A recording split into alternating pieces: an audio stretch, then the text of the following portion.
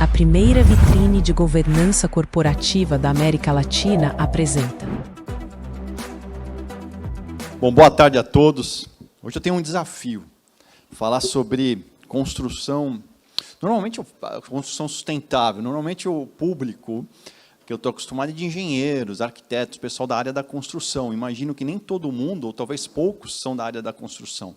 Então eu vou tentar trazer o tema das edificações, o impacto da eficiência energética, uso eficiente de água, qualidade da iluminação, conforto, o impacto desses itens dentro do ambiente de edificação para o dia a dia das pessoas, seja nas nossas casas ou nos nossos trabalhos. Eu sou Felipe Faria, eu sou o diretor executivo do Green Building Council Brasil. É uma organização hoje presente em 76 países, onde o nosso propósito, desafio, é acelerar a transformação da indústria da construção civil em direção à sustentabilidade. E o porquê isso? Porque construção civil é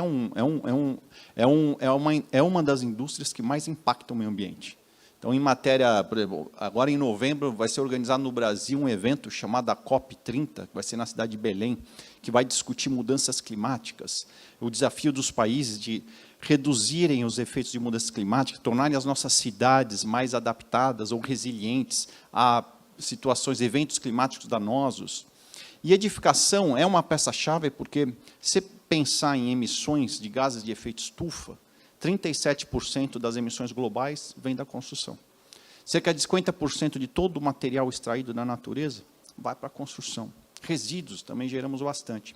Então, sempre nessas discussões, nesses fóruns internacionais, as construções sustentáveis, elas são peças-chave.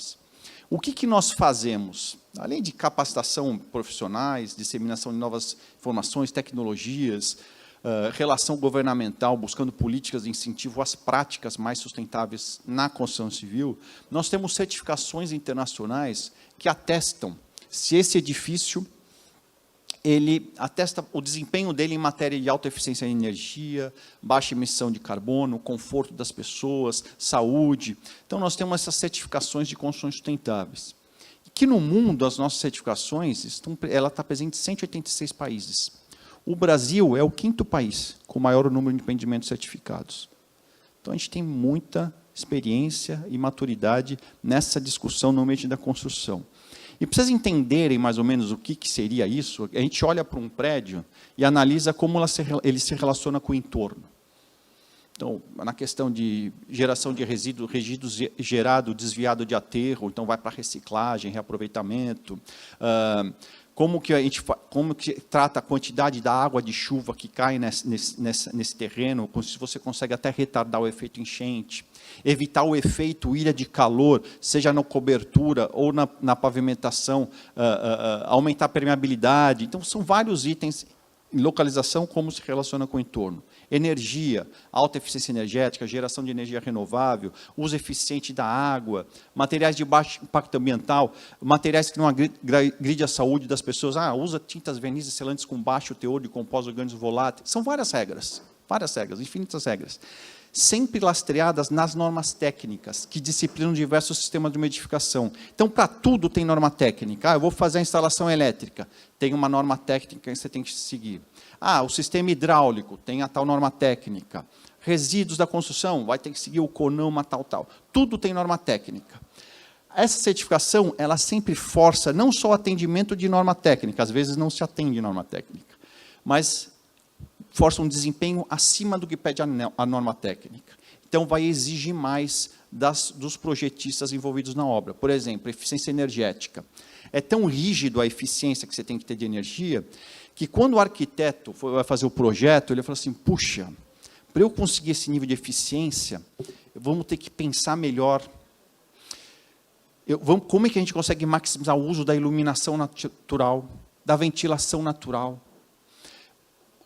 Vai ser, de acordo com o que vai ser determinada a fachada de um prédio, como que eu vou usar o sombreamento para trazer mais conforto, ou uso menos de energia com o sistema de ar-condicionado, ou o vidro para a fachada tal que é mais iluminada, vai ser um vidro especial que permite a entrada da iluminação mais barro calor. com isso você não precisa gastar tanto com ar-condicionado. Então, são várias regras que vai envolver vários profissionais que, de alguma forma, estão na construção civil. E aí, muitos discutem, mas custa mais caro você construir com eficiência, construir de forma sustentável? Custa mais caro? Não. Quando a gente discute custo nas construções, isso é interessante, que essa informação nós não temos. Um prédio, ele vai durar no mínimo 50 anos. No mínimo 50 anos esse prédio vai durar. Seja o prédio comercial, residencial, seja um hospital, shopping. No mínimo ele dura 50 anos. Se você analisar tudo o que é custo em 50 anos dessa edificação, apenas 15% é custo de construção. 85% é custo de operação e manutenção. Ou seja, o principal custo do prédio que você mora, da sua casa, você está pagando agora, que é as suas despesas de manutenções mensais desse prédio. Não foi o pago na construção, isso ao longo do ciclo de vida dele. Então, qualquer investimento em eficiência, você vai ter um payback no curto prazo. E esse movimento ele começa muito forte nos edifícios corporativos de alto padrão. Hoje, no Brasil, nós temos projetos em todos os estados do Brasil, são 70 milhões de metros quadrados de obra, algo em torno de 3 mil empreendimentos, projetos de todas as regiões, mas a grande maioria são as torres corporativas de alto padrão. Por quê? Porque nesse tipo de produto, você tem uma modalidade de negócio na construção civil que é o seguinte: você é uma grande empresa, você me procura e fala assim, olha, Felipe, eu quero um prédio comercial aqui na Avenida Tancredo Neves e eu vou colocar 1000 funcionários da minha empresa. Então, tá bom, eu vou construir para você esse prédio. Já assinamos um contrato de aluguel que você vai locar durante os próximos 20 anos. Eu construo, já está alocado para você durante 20 anos. O prédio é meu. A operação, o custo da operação é minha. Então, eu sei que eu preciso investir em eficiência, porque esse custo é meu e é alto. Então, por isso, por essa questão, é que a maioria dos nossos empreendimentos são corporativos de alto padrão, porque o modelo de negócio é esse. E quando a gente fala de sustentabilidade, sustentabilidade não é responsabilidade social, responsabilidade ambiental apenas. Sempre tem que ter o pilar do econômico. Então, você tem que harmonizar os ganhos sociais, ambientais com o econômico. Então, por isso, a gente sempre bate na tecla do econômico, que é para convencer os empreendedores a avançarem nessa agenda. Então, corporativo, aí depois varejo, porque as grandes marcas têm seus compromissos em ESG, e responsabilidade social corporativa, e acaba investindo nas suas instalações com maior eficiência, porque é fácil de metrificar ganhos ambientais com a redução do consumo de energia, com a redução do consumo de água. E o residencial, mas tem hotéis, hospitais, esse aqui é o estado do Mineirão. Foi o primeiro estádio de grande estádio no mundo que conseguiu essa certificação no mais alto nível dela.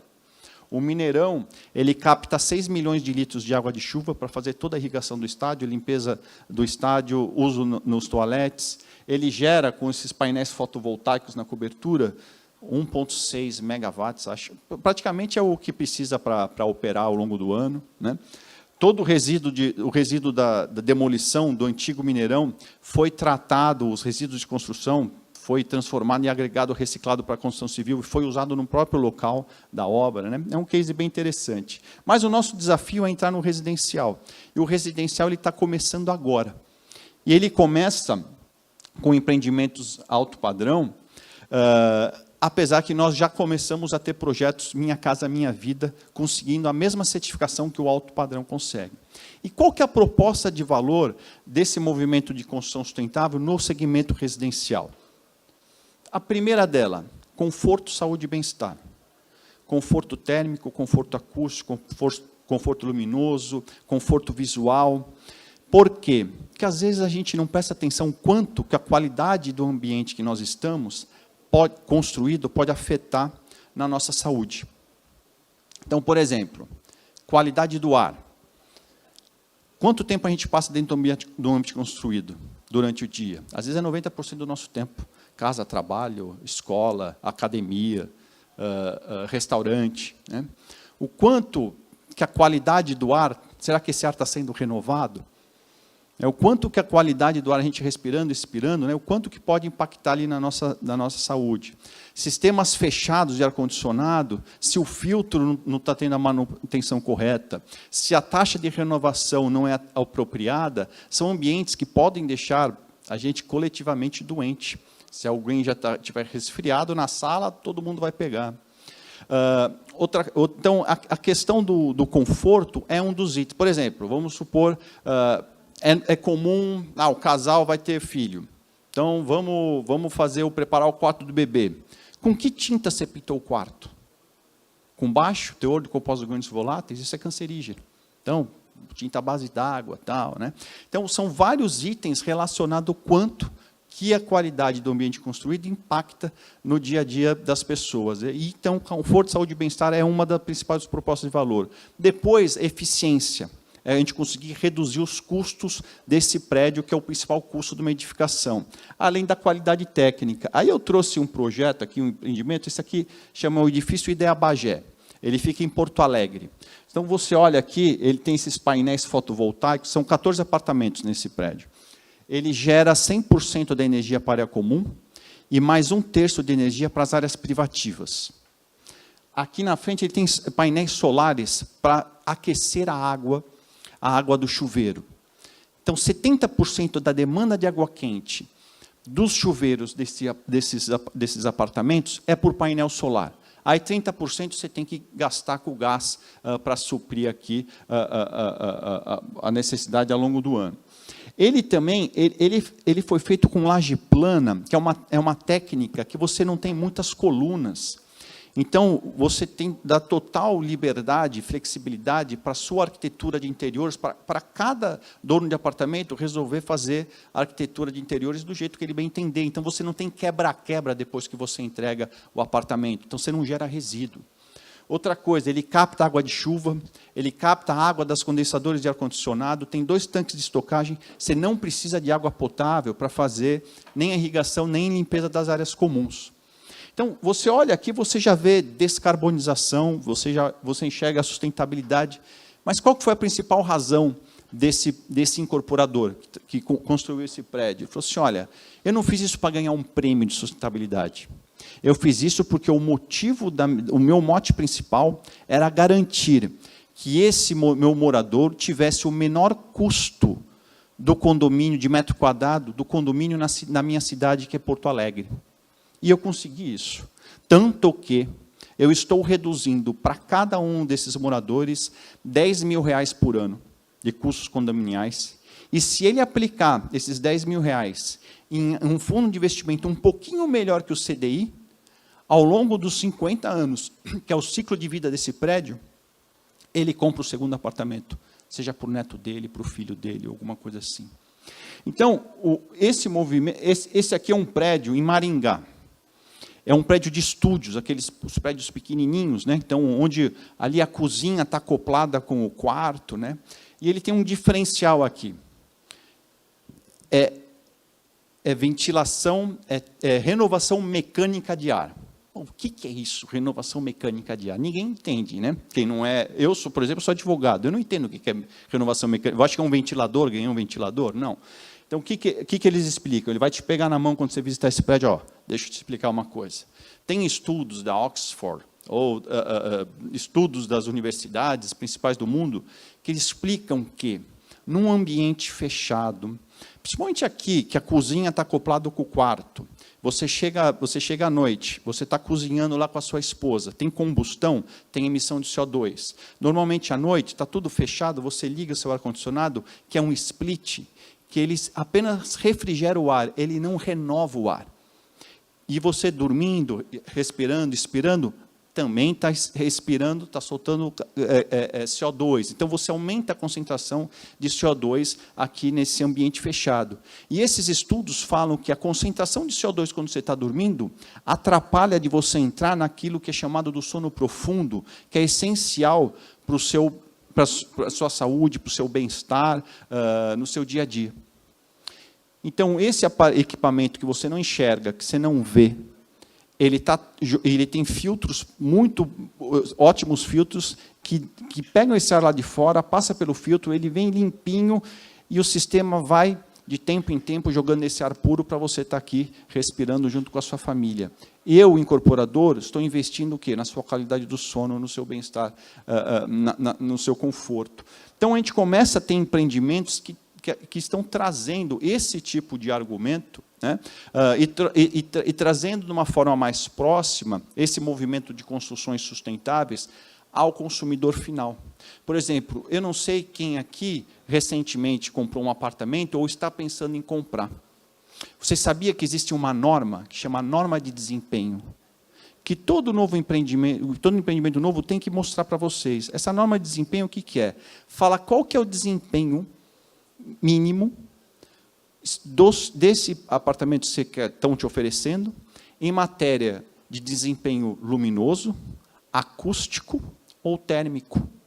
E essa norma ela vai definir se esse apartamento estão querendo te vender, ela está no nível mínimo, intermediário ou superior. Né? Então, isso tem tudo a ver depois com a nossa ocupação e o quanto que vai afetar o nosso conforto nesses empreendimentos. E aí nós temos razões diversas por que estamos avançando, seja porque a gente consegue acelerar a venda, seja porque a gente consegue, talvez, valorização de metro quadrado.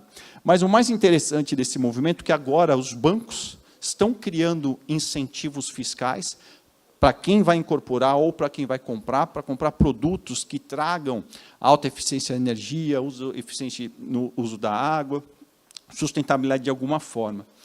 E quando eu comecei a apresentar, que eu falei, olha, essas certificações, na verdade, nada mais é que uma questão de diferencial técnico, ele é diferencial técnico, e você consegue ser melhor tecnicamente, independente do segmento que você atua.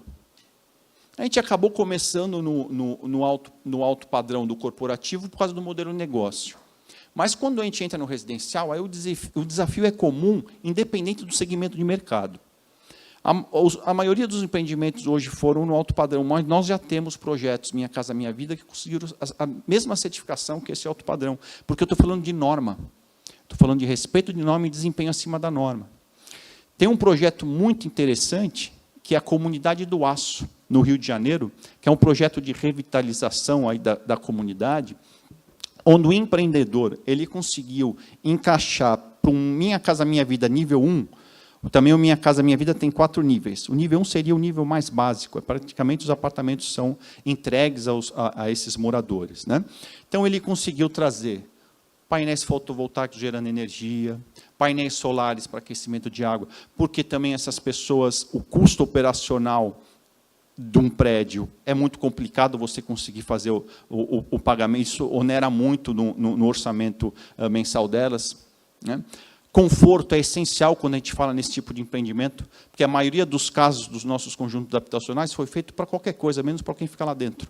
Né? E o desconforto, ele também traz situações até de problemas sociais que podem ocorrer nessas áreas. Né? Então, as crianças vão ficar na rua por muito mais tempo, muito mais tarde da noite. Né? Lugares que é difícil você conseguir ter a prática da leitura, né? Muito barulho, muito desconforto, ou prestar atenção. Né? Salas de aula é a mesma coisa. Às vezes, salas de aula, a gente tem muito problema em salas de aula também, com alta concentração de carbono, com desconforto térmico, isso afeta também nos resultados escolares. Mas esse movimento de sustentabilidade, o recado final é não se esquecer, sempre colocar na mente que não é só responsabilidade social e ambiental. Tem que ter o viés econômico, é uma harmonia entre esses 3 pilares. E, para isso, independente de currículo, o que as pessoas precisam ter é uma capacidade de você ter uma visão sistêmica do seu negócio básico e ver o que ele pode impactar em tantas outras áreas. E melhor que o currículo é a capacidade de trabalhar em colaboração. No caso nosso de construção sustentável, não é o arquiteto só o arquiteto. O projeto é feito com o arquiteto, mas ele vai precisar de informações básicas de simulação energética feita pelos engenheiros mecânicos, ou a simulação de conforto. É um conjunto de profissionais envolvidos para discutir o único projeto. Então, atuar em colaboração é básico quando a gente fala em sustentabilidade. E eu, por final, é saber convencer quem você precisa convencer de acordo com as razões dele. Não querer impor as nossas razões. Mudança climática talvez seja a minha razão, a razão da minha organização. Aquele que está incorporando, ele quer vender melhor, quer vender mais rápido, enfim, são várias outras razões, dores que ele possui, né? Como eu consigo conduzir ele para aquilo que eu preciso, mas respeitando as razões dele? Então, essa seria a dicasinha que eu deixo. Para quem é engenheiro ou arquiteto, digo que esse movimento está trazendo muitas oportunidades, são muitos projetos para poucos profissionais envolvidos e com especialidades nessa área. Então, eu vejo aqui uma grande oportunidade. Talvez a gente faça uma grande parceria com o Sebrae para trazer isso de forma nacional ao conhecimento de técnicos diversos. E eu fico à disposição. Muito obrigado, Lorena, pelo convite e parabéns ao pessoal aqui da organização do evento.